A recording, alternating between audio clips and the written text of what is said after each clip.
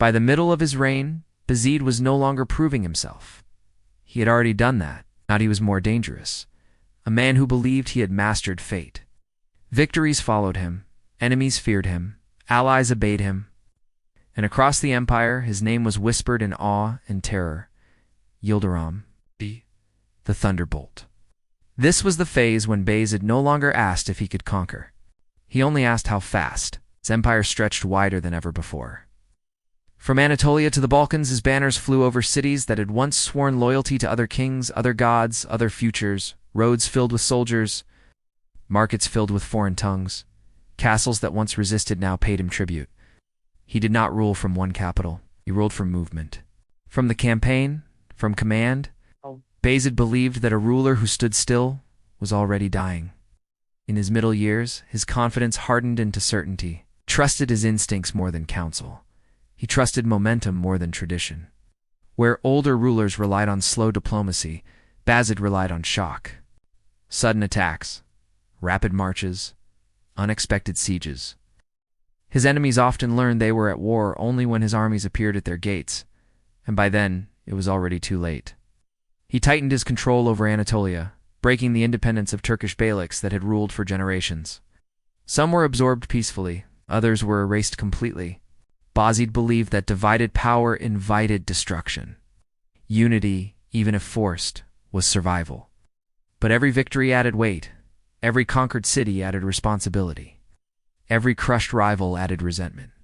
And Bayezid felt none of it. Not yet. Campaign after campaign, siege after siege. He slept in tents more than palaces. His court traveled with him. His decisions were made on horseback. His orders were carried by exhausted messengers who barely kept up with his pace. To his soldiers, he was unstoppable. His enemies, he was unnatural. To his empire, he was becoming overwhelming.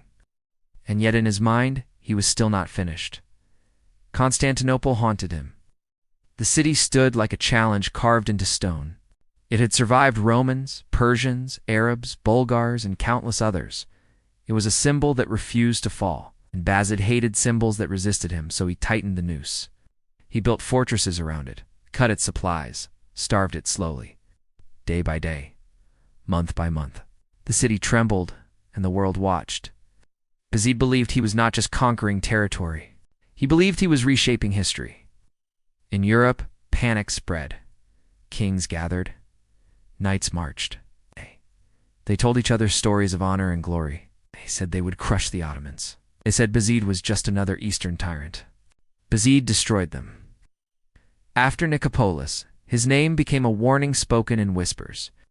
Mothers frightened children with it. Priests prayed against it. Kings planned around it. He was no longer just a sultan. He was a shadow across continents. But the middle of a man's life is often when confidence becomes blindness.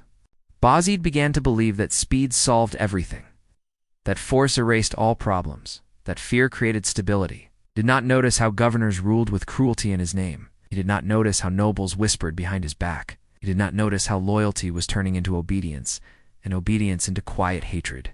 He believed strength alone held empires together. And strength was all he offered.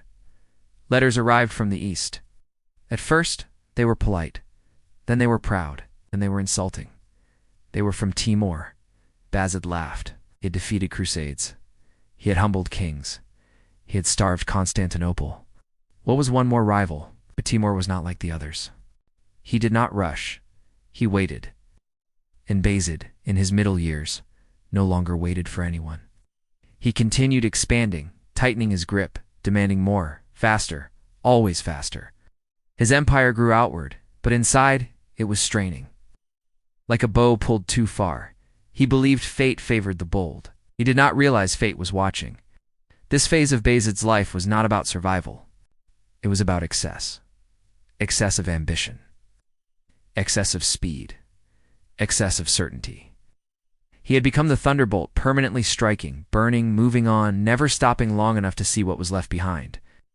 And in doing so, he was shaping his own legend, not just as a conqueror, but as a warning.